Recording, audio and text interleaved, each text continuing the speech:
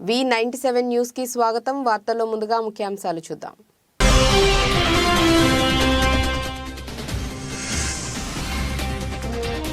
ఎర్ర సముద్రంలో హౌతీ డ్రోన్లు క్షిపణులను కూల్చివేసిన అమెరికా.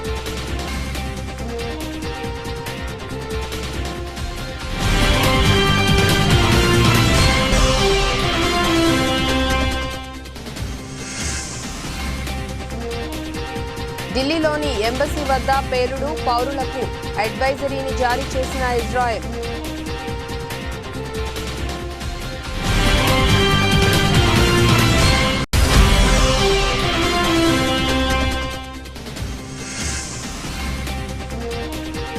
ఏడు రాష్ట్రాల్లో కోవిడ్ కొత్త వేరియంట్ కేసులు జనవరిలో భారీగా పెరిగే ఛాన్స్.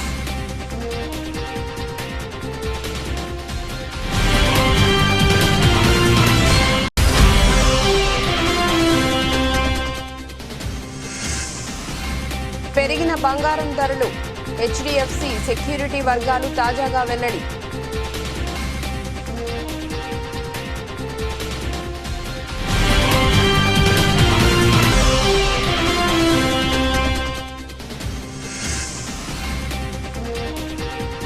రెండో రోజు పాకిస్తాన్ బౌలర్ల జోరు. తొలి సెషన్లో ఆల్అౌట్ అయిన ఆసీస్.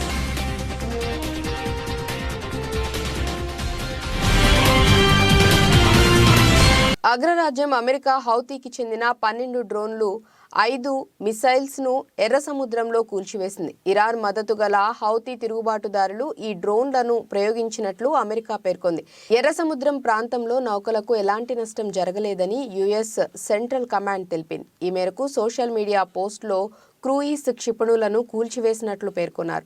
దక్షిణ ఎర్ర సముద్రంలో హౌతీ దాడులకు పాల్పడుతున్నది. ఈ క్రమంలో ఈ నెల 26న ఉదయం 6:30 కాల్పులు మొదలై 10 గంటల వరకు కొనసాగాయి.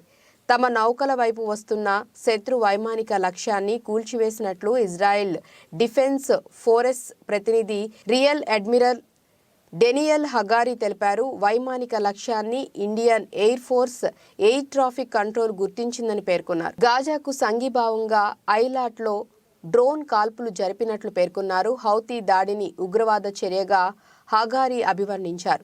ఈజిప్ట్లోని సినాయ్ ద్వీపకల్పం తీరంలో జరిగిన అంతరాయానికి సంబంధించిన ఫుటేజ్ని సైతం విడుదల చేసింది. దేశ రాజధాని ఢిల్లీలోని ఇజ్రాయెల్ రాయబార కార్యాలయం సమీపంలో మంగళవారం సాయంత్రం పేలుడు సంభవించింది. చాణక్యపురిలోని ఎంబసీ వద్ద 5:48 పేలుడు జరిగిందని ఎంబసీ ప్రతినిధి గైనిర్ తెలిపారు. ఈ ఘటనపై ఢిల్లీ పోలీసులు కేసు నమోదు చేసి దర్యాప్తు చేస్తున్నారు. ఈ క్రమంలో ఇజ్రాయెల్ జాతీయ భద్రతా మండలి భారత్లోని తమ పౌరులకు అడ్వైజరీని జారీ చేసింది. ఎంబసీ వద్ద పేలుడును ఉగ్రవాద దాడిగా ఇజ్రాయెల్ అభివర్ణించింది. జూయిస్ పౌరులు మాల్స్, మార్కెట్లు తదితర రద్దీ ప్రదేశాలకు వెళ్లొద్దని సూచించారు.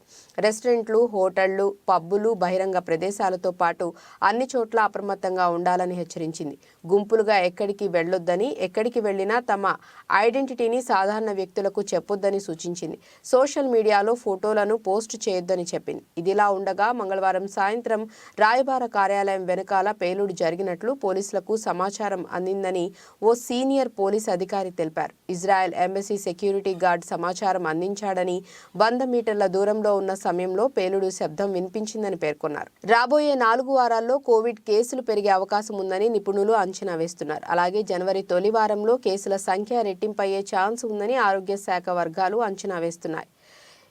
ఇన్సకాగ్ నివేదికపై కేంద్ర ఆరోగ్య మంత్రిత్వ శాఖ అధికారులు ఆందోళన వ్యక్తం చేస్తున్నారు. ఇప్పటి వరకు 7 రాష్ట్రాల్లో JN1 సబ్ వేరియంట్ కేసులు నమోదయ్యాయి. కేరళ, కర్ణాటక, గోవా, మహారాష్ట్ర, తమిళనాడు, తెలంగాణ, రాజస్థాన్లో కేసులు వెలుగు చూశాయి. రాజస్థాన్కు చెందిన 5 వ్యక్తుల నమూనాలను జెనోమ్ సీక్వెన్సింగ్కు పంపగా JN1 సబ్ వేరియంట్గా తేలింది. ఇప్పటి వరకు JN1 సబ్ వేరియంట్ కేసులు 69కి పెరిగాయని ఆరోగ్య మంత్రిత్వ శాఖ అధికారి ఒకరు తెలిపారు. గోవాలో 34 మంది, కర్ణాటకలో 8 మంది, కేరళలో 6, మహారాష్ట్రలో 9 మంది, రాజస్థాన్లో 5, తమిళనాడులో 4కి, తెలంగాణలో 2కి పాజిటివ్గా తేలింది. క్రిస్మస్, న్యూ ఇయర్ వేడుకలు పూర్తయ్యాక రోజువారీ కోవిడ్ కేసుల సంఖ్య మరింత పెరుగుతుందని అంచనా వేస్తున్నారు. 2020-22 సంవత్సరాల మధ్య కరోనా ట్రెండును సమీక్షించగా జనవరిలో కోవిడ్ కేసుల పెరుగుదల కనిపించింది. ఒమిక్రాన్ కారణంగా డిసెంబర్, జనవరి మధ్య గతేడాది కోవిడ్ రోజువారీ కేసులు పెరిగాయి. ఫిబ్రవరిలో కేసుల సంఖ్య తగ్గుతూ వచ్చింది. ప్రస్తుతం JN.1 వేరియంట్ సబ్ ఫామ్ సైతం వ్యాప్తి చెందుతుంది. కాంగ్రెస్ ప్రభుత్వంలో అందరికీ సమన్యాయం చేయటమే లక్ష్యమని, అందులో భాగంగానే ఈ నెల 28వ తేదీ నుండి జనవరి 5వ తేదీ వరకు ప్రజాపాలన కార్యక్రమం నిర్వహిస్తున్నామని రాష్ట్ర పర్యావరణ, అటవీ మరియు దేవాదాయ శాఖ మంత్రి కొండా సురేఖ అన్నారు. వరంగల్ నగరంలోని అబ్నోస్ హాల్లో మంత్రి కొండా సురేఖ 2,78,38,038 రూపాయల షాదీ ముబారక్ కళ్యాణ లక్ష్మి చెక్కులు పంపిణీ చేశారు. గత ప్రభుత్వం లాగా పార్టీ కార్యకర్తలకే అభివృద్ధి సంక్షేమ ఫలాలు దక్కుతాయన్న ఆలోచన అవసరం లేదని, అర్హులైన ప్రతి ఒక్కరికి అభివృద్ధి సంక్షేమ ఫలాలు దక్కుతాయని, కాంగ్రెస్ ప్రభుత్వం ప్రవేశపెట్టిన 6 గ్యారంటీల అమలుకు కట్టుబడి ఉన్నామని, వరంగల్ తూర్పు నియోజకవర్గం అభివృద్ధి పదంలో ముందుకు తీసుకువెళ్తానని, ప్రతి ఇంట్లో సభ్యురాలిగా ఉంటూ వారి కష్ట సుఖాల్లో పాలు పంచుకుంటానని సురేఖ అన్నారు.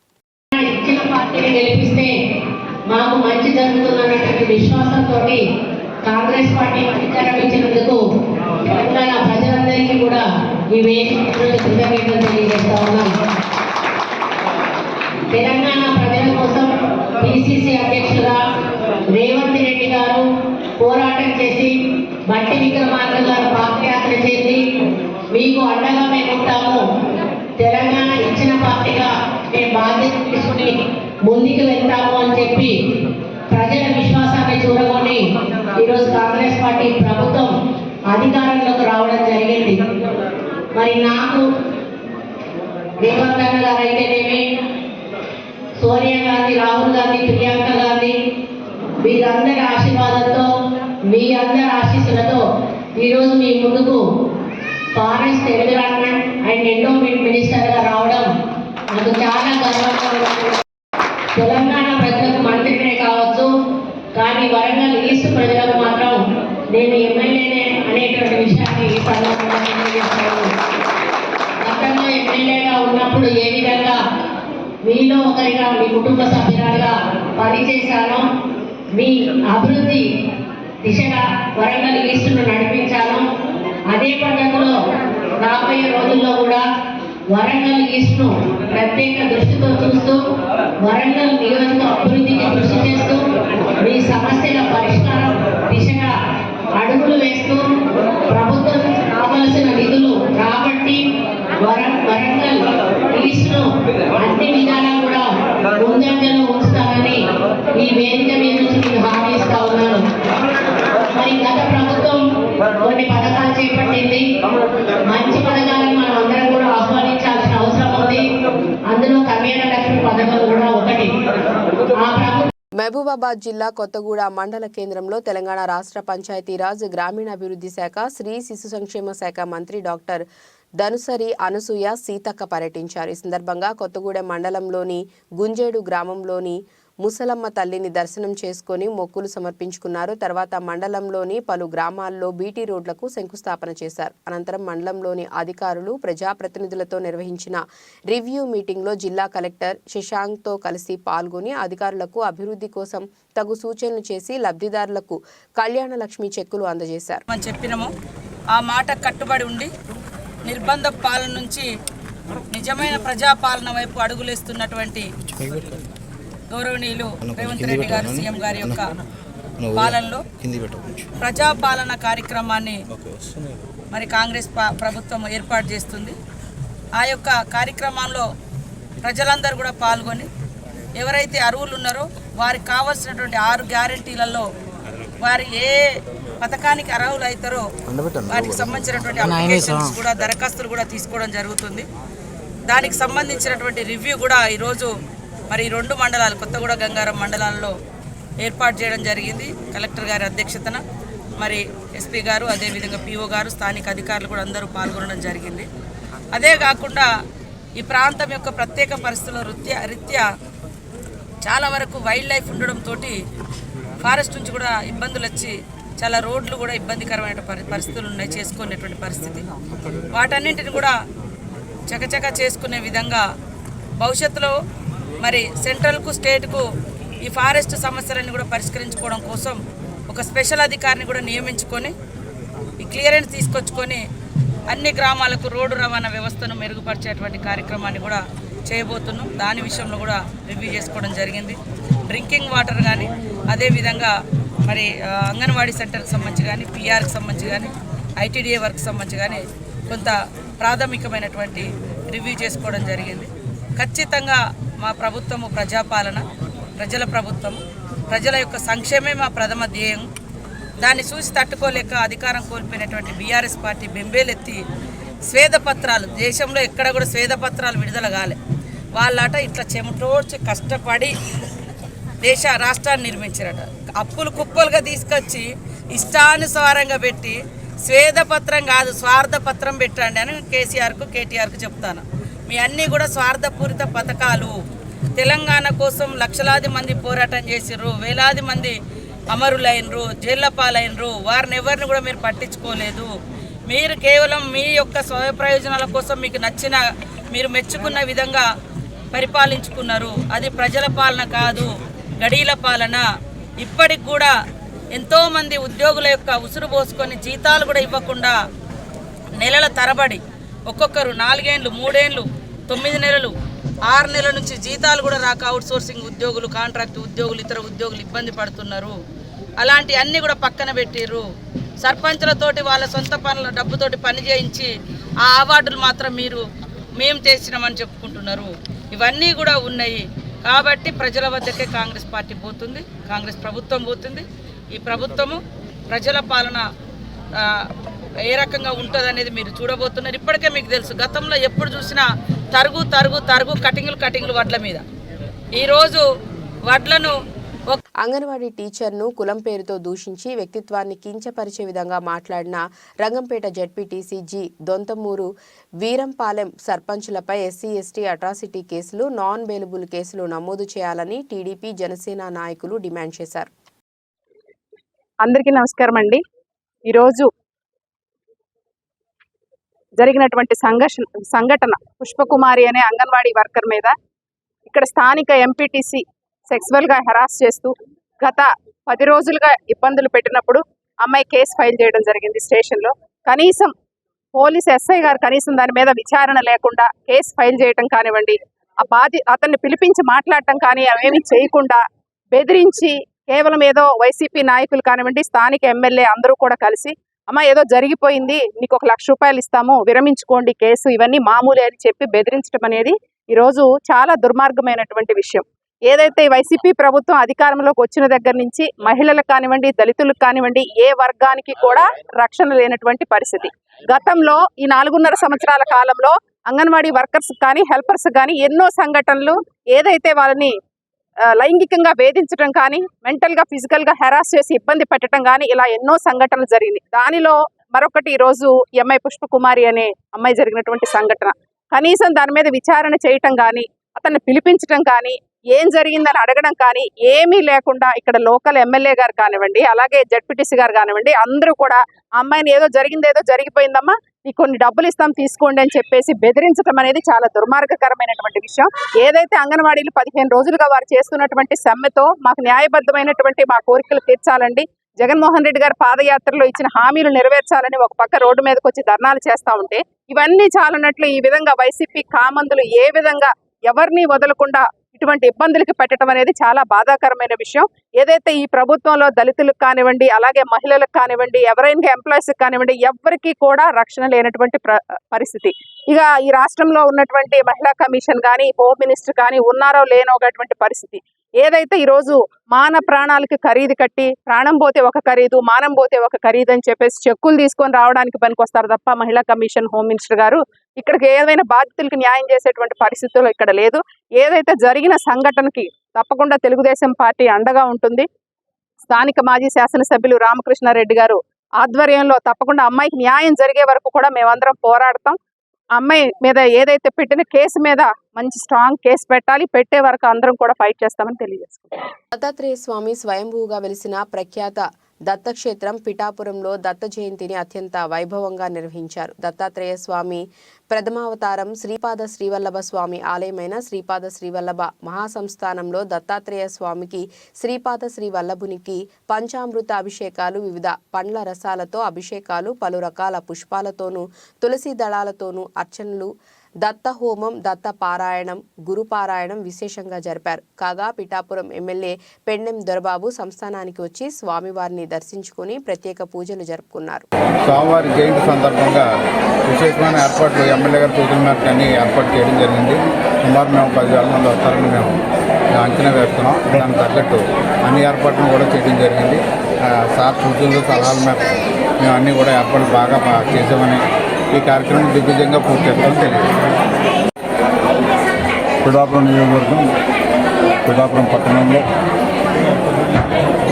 శ్రీపాద వల్లభ టెంపుల్లో దత్త జయంతి సందర్భంగా కాణిపాకం టెంపుల్ నుంచి కూడా పట్టు వస్త్రాలు సమర్పించడం, అక్కడ చైర్మన్ గారు, ఈవో గారు కూడా వచ్చి పట్టు వస్త్రాలు సమర్పించడం జరిగింది. ఏదైతే ఈ పిఠాపురంలో దత్తక్షేత్రంగా నిలబడే శ్రీపాద వల్లభ టెంపుల్లో కానీ, సుక్కేశ్వర స్వామి ఆలయంలో కానీ రాష్ట్ర వ్యాప్తంగానే కాకుండా ఇతర రాష్ట్రాల నుంచి కూడా భక్తులు తండోపతండాలుగా వచ్చి వారందరికీ కూడా సామాన్యులకు పెద్దపీట వేస్తూ ఈ ఆలయ కమిటీ చైర్మన్ అయినటువంటి రెడ్డి జనార్దన్ రావు గారు అండ్ టీం, అలాగే ఆలయ ఈవో గారు, ఇతర సిబ్బంది, అలాగే అర్చకులు, పోలీస్ అందరూ కూడా, శానిటేషన్, మున్సిపాలిటీ అందరూ కూడా సమిష్టిగా ఇక్కడ వచ్చిన భక్తులందరికీ కూడా ఏ రకమైన ఇబ్బంది లేకుండా ఇతర రాష్ట్రాల నుంచి వచ్చిన ప్రజలకి తీర్థప్రసాదాలు ఇవ్వడమే కాకుండా భోజన సదుపాయం ఏర్పాటు చేసి వారందరినీ కూడా ఆ దేవుడు దర్శనం చేసుకునే విధంగా ఏర్పాట్లు చేసినటువంటి ఈ ఆలయ కమిటీకి శ్రీపాద వల్లభ టెంపుల్ ఆశీస్సులు అందరికీ కూడా, ఈ స్వామివారి ఆశీస్సులు ఈ పిఠాపురం నియోజకవర్గ ప్రజానీకాన్ని కాకుండా దేశవ్యాప్తంగా అందరికీ ఉండాలని మనసా వాచా కోరుకుంటూ ఈ కార్యక్రమంలో పాల్పంచుకునే అవకాశం నాకు కలిగింది. పిఠాపురం నియోజకవర్గ ప్రజానీకానికి, ఆలయ కమిటీకి అందరికీ కూడా నా యొక్క అభినందనలు తెలియజేస్తున్నాను. ఖమ్మం జిల్లా సత్తుపల్లిలోని జేవీఆర్ ప్రాజెక్టు కార్యాలయం సమీపంలో సింగరేణి కార్మికులను కొత్తగూడెం సిపిఐ ఎమ్మెల్యే కూనంనేని సాంబశివరావు కలుసుకొని ముచ్చటించారు. సింగరేణిని కాపాడుకోవాలంటే తల్లి లాంటి ఏఐటీయూసీ యూనియన్ను కాపాడుకోవాలనే భావన కార్మికుల్లో వచ్చిందని అన్నారు. సమస్యలు పరిష్కారం కోసం నిజాయితీగా పోరాడే ఏఐటీయూసీ యూనియన్కు కార్మికుల మద్దతు తెలుపుతున్నారని తెలిపారు.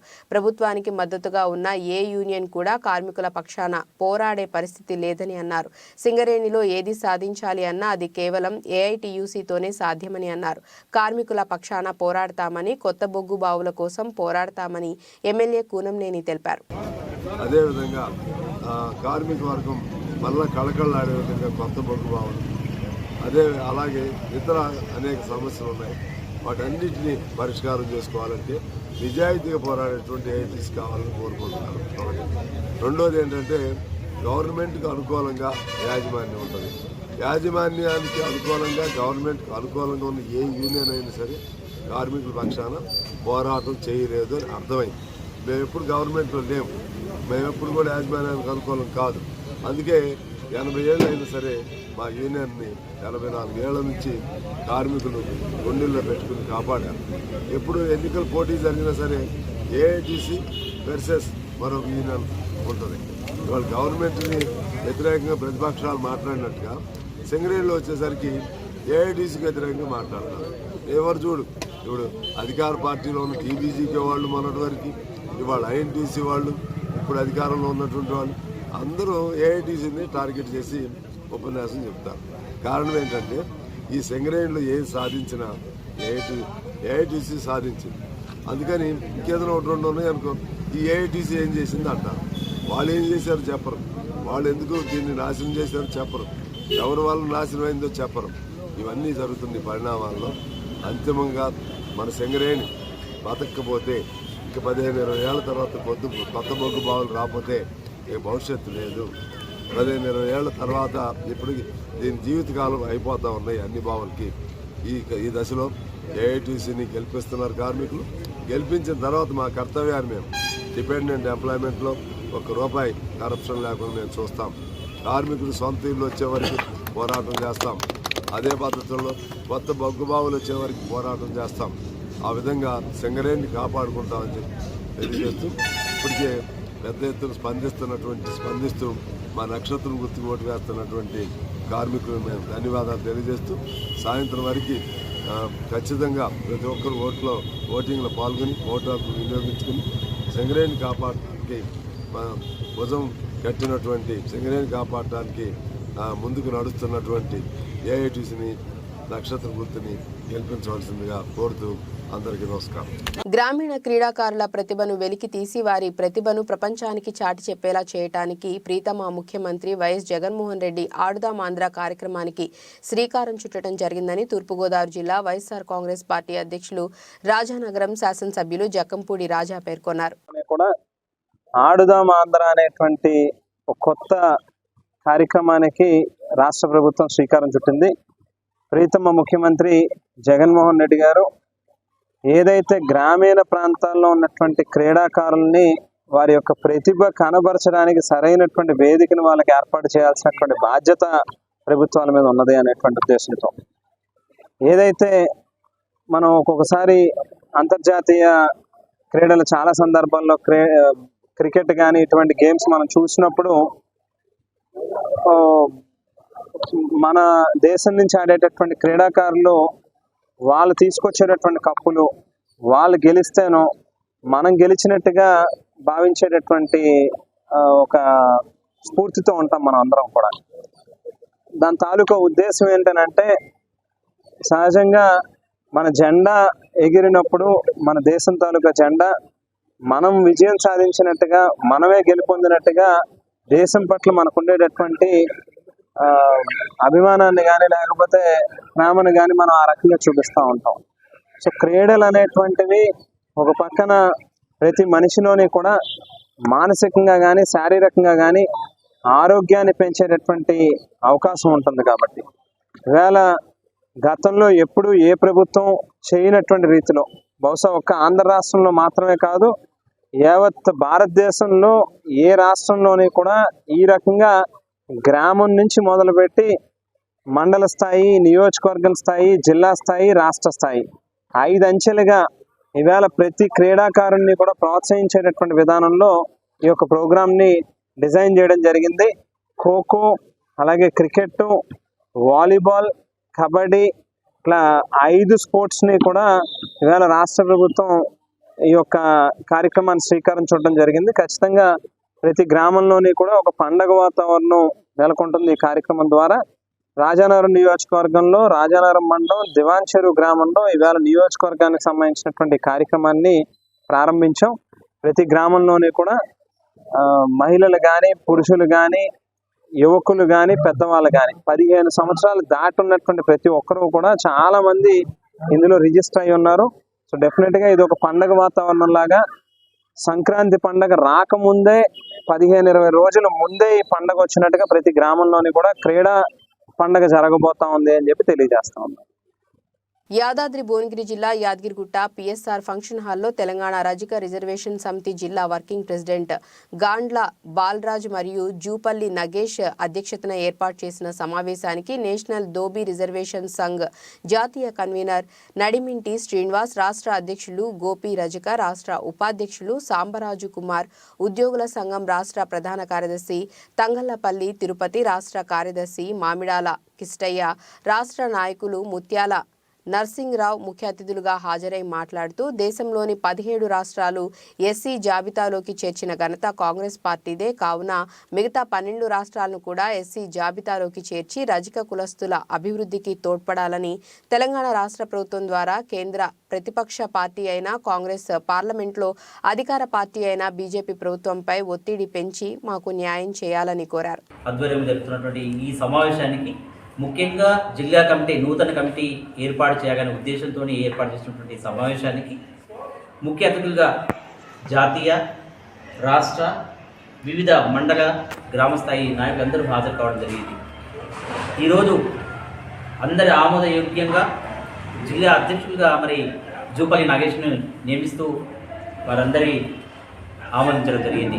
జిల్లా ఉపాధ్యక్షులుగా పాండురాజుల ఉప్పగయ్య గారిని, అదేవిధంగా మామిడాల అశోక్ గారిని, జిల్లా యూత్ అధ్యక్షులుగా బొట్టికొప్పగా నవీన్ గారిని, జిల్లా యూత్ ప్రధాన కార్యదర్శిగా సంగం వేణుగోపాల్ గారిని, జిల్లా ఉపాధ్యక్షులుగా ఉప్పగా వెంకటేష్ గారిని, జిల్లా కార్యదర్శిగా మామిడాగా భాస్కర్ గారిని, అదేవిధంగా జిల్లా సంయుక్త కార్యదర్శిగా జూపల్లి నరసింహులు గారిని, జిల్లా సంయుక్త కార్యదర్శిగా రావుల ముత్యాలు గారిని, జిల్లా కార్యదర్శిగా బుల్లారం జహాంగీర్ గారిని, జిల్లా ముఖ్య సలహాదారుగా తెలంగాణ టీ స్టాల్ బొజ్జ శ్రీనివాస్ గారిని, జిల్లా కార్యవర్గ సభ్యులుగా అంబటి అంజయ్య గారిని, అదేవిధంగా మరపల్లి శ్రీనివాస్ గారిని నియమిస్తూ వారికి ఈరోజు నియామకపత్రం అందజేయడం జరిగింది. కాబట్టి నూతన సభ్యులందరికీ తెలంగాణ రజక సమితి జిల్లా కమిటీకి రాష్ట్ర కమిటీ శుభాకాంక్షలు తెలియజేసుకుంటున్నాం. రజక సమితి ఎస్సీ రిజర్వేషన్ కోసం ఎప్పుడు పిలిపించినా దానికి సిద్ధంగా ఉండాలని చెప్పి రానున్న 3వ మహాసభకి జనగాంలో పెట్టే 3వ మహాసభకి మన యాదాద్రి భువనగిరి జిల్లా నుండి అందరూ హాజరు కావాలని చెప్పి, అదేవిధంగా ఎస్సీ రిజర్వేషన్ మన జన్మ హక్కు కాబట్టి ఈ దేశంలో మరి మిగిలిన 12 రాష్ట్రాలు ఎస్సీ రిజర్వేషన్ కోసం మనమందరము అలుపెరుగని పోరాటం చేసి దాన్ని సాధించుకునే దిశగా మనమందరము ముందుకు ఉండాలని చెప్పి సభ్యుల యొక్క ఆమోదం మేరకు ఈరోజు జిల్లా కమిటీని వేయడం జరిగింది. కాబట్టి మరి రానున్న రోజుల్లో మిగతా జిల్లా కమిటీని సంపూర్ణంగా జూపల్లి నాగేష్ గారు దాన్ని పూర్తి చేసి మరి వీరు జిల్లా కమిటీని ఏర్పాటు చేసి వివిధ మండల కమిటీలు ఏర్పాటు చేయాలని చెప్పి వారికి రాష్ట్ర కమిటీ నుండి తెలియజేస్తున్నాం. జై ఐక్యత. బంగారం ధరలు మరింత పెరిగాయి. ఢిల్లీలో 10 గ్రాముల బంగారం ధర మరో 250 రూపాయలు అందుకొని 63,750 పలికింది. అంతకు ముందు ఇది 63,500గా ఉంది. పసిడితో పాటు వెండి ధరలు కూడా 350 రూపాయలు అధికమయ్యాయి. కిలో ధర 79,100 నుంచి 79,450 పలికినట్లు హెచ్డిఎఫ్సి సెక్యూరిటీ వర్గాలు తాజాగా వెల్లడించాయి. హైదరాబాద్లోనూ 24 క్యారెట్ల తులం బంగారం ధర 220 అందుకొని 63,710కి చేరుకోగా 22 క్యారెట్ల ధర 200 పెరిగి 58,400 పలికింది. 300 పెరిగిన కిలో వెండి 81,000 మైలురాయికి చేరుకుంది. ఆస్ట్రేలియా పాకిస్తాన్ మధ్య మెల్బోర్న్ స్టేడియంలో బాక్సింగ్ డే టెస్టుకు రసవత్తరంగా జరుగుతోంది. తొలి రోజు వర్షం అంతరాయంతో 3 వికెట్ల నష్టానికి 187 రన్స్ కొట్టిన ఆసీస్ రెండో రోజు తొలి సెషన్లో మరో 131 పరుగులు చేసి ఆలౌట్ అయింది. అనంతరం ఇన్నింగ్స్ మొదలుపెట్టిన పాక్ వికెట్ నష్టానికి 63 పరుగులు చేసింది. ఓపెనర్ అబ్దుల్లా షఫీక్ 37, కెప్టెన్ షాన్ మసూద్ 13 నిలకడగా ఆడుతున్నారు. తొలి ఇన్నింగ్స్లో పాక్ ఇంకా 255 పరుగులు వెనకబడి ఉంది. ఓవర్ నైట్ స్కోర్తో రెండో రోజు ఇన్నింగ్స్ ఆరంభించిన ఆస్ట్రేలియా పాక్ బౌలర్ల దాటికి నిలవలేకపోయింది. పాక్ బౌలర్లు విజృంభించడంతో 318 పరుగులకే పరిమితమైంది. Test specialist Marnus Labuschagne 63, allrounder Mitchell Marsh 41 రాణించడంతో ఆసీస్ ఆ మాత్రం స్కోర్ చేయగలిగింది. వార్తలు ముగించే ముందు ముఖ్యాంశాలు మరోసారి.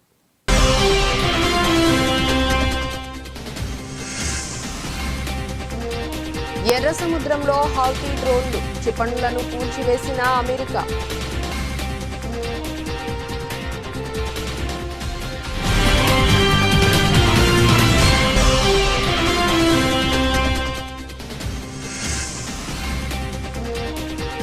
ఢిల్లీలోని ఎంబసీ వద్ద పేలుడు, పౌరులకు అడ్వైజరీని జారీ చేసిన ఇజ్రాయెల్.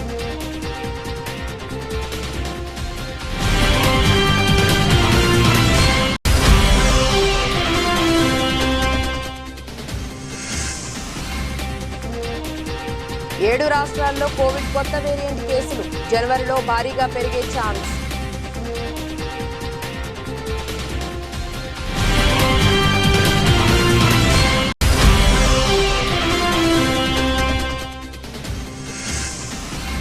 పెరిగిన బంగారం ధరలు హెచ్డిఎఫ్సి సెక్యూరిటీ వర్గాలు తాజాగా వెల్లడి.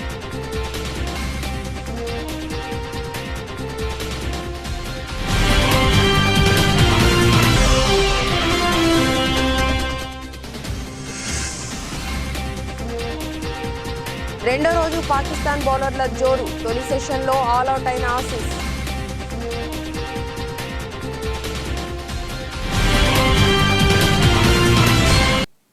ఇక ఇవి ఇప్పటివరకున్న అప్డేట్స్. నమస్కారం.